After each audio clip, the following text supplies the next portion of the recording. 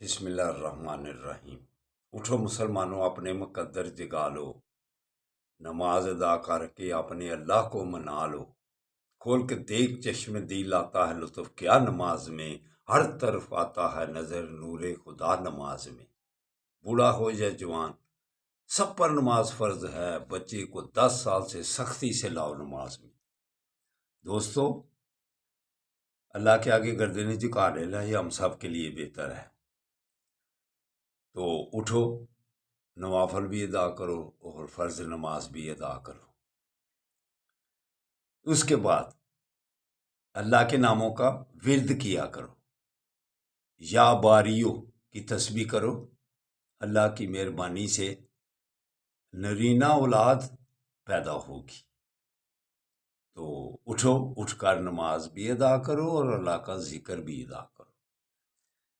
نبی کریم صلی اللہ علیہ وآلہ وسلم، نماز آنکھوں کی ٹھنڈک ہے۔ تو جو نبی کریم صلی اللہ علیہ وآلہ وسلم سے محبت رکھتا ہے وہ نماز کو ادا کرتا ہے۔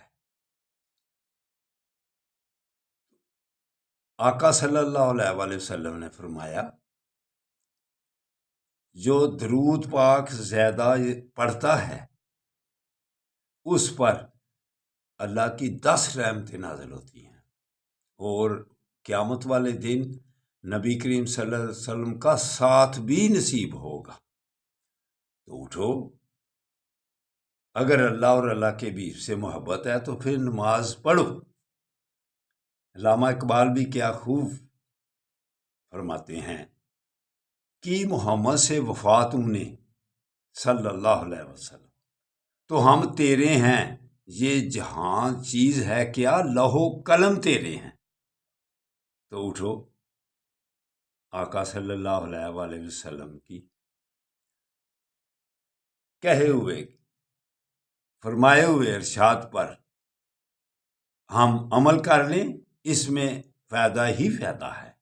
تو اٹھو، فلسطین والوں کے لیے بھی پھر دعا کرنا، کشمیر والوں کے لیے، سب کے لیے جو اس وقت جن کو پریشانی ہے، وہ عمران ہاں، جب جو بھی جس پر ظلم ہو رہا ہے اللہ اس کی مدد کرے۔ اللہ حافظ، اللہ حافظ۔